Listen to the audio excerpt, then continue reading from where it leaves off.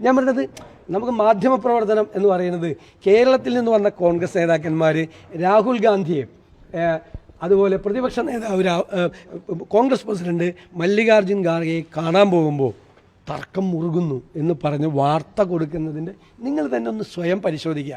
എന്നിട്ട് അത് പറയുമ്പോൾ ഞാൻ പറഞ്ഞു നിങ്ങളുടെ ക്രെഡിബിലിറ്റി പോകും നിങ്ങളങ്ങനെ വാർത്ത കൊടുത്താന്ന് പറഞ്ഞു. അപ്പം തന്നെ VD സതീശൻ ശോഭിച്ചു.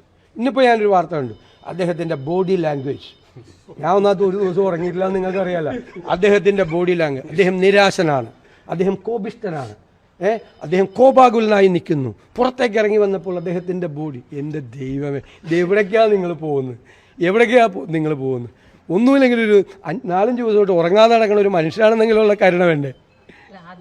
അല്ല ഞാൻ പറഞ്ഞ നിങ്ങളോട്, നിങ്ങൾ ആണ് നിങ്ങൾക്ക് അതിൻ്റെയും കൂടി നിങ്ങളുടെ പ്രശ്നമുണ്ട്. ഞങ്ങൾക്ക് ഉറങ്ങിയില്ലെങ്കിൽ ഒരു പ്രശ്നമില്ല, ഞങ്ങൾക്ക് ശീലമോ. നിങ്ങൾ ഉറങ്ങാതെ നിൽക്കണതിൻ്റെ പ്രശ്നമാണ് നിങ്ങൾക്ക്.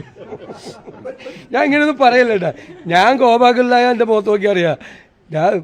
നിങ്ങൾ സതീശൻ കോപാകുലാണ്, സതീശൻ ചിരിക്കുന്നില്ല, അദ്ദേഹത്തിന്റെ മുഖത്ത് പുഞ്ചിരി വിടരുന്നില്ല.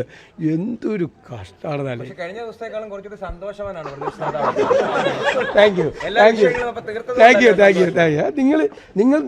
ഞാൻ എപ്പോഴും ഞാനിവിടെ പാർട്ടി ഭാരവാഹിയായിട്ടും പ്രത്യേക ക്ഷണിതാവായിട്ടും ഒക്കെ തെരഞ്ഞെടുപ്പ് കാലത്തൂടെ വന്നിട്ടുള്ള ആളാണ്. നിങ്ങൾക്കറിയാമല്ലോ ഇവിടെ എന്തായിരുന്നു ഡൽഹിയിലെ കേരള ഹൗസിൽ.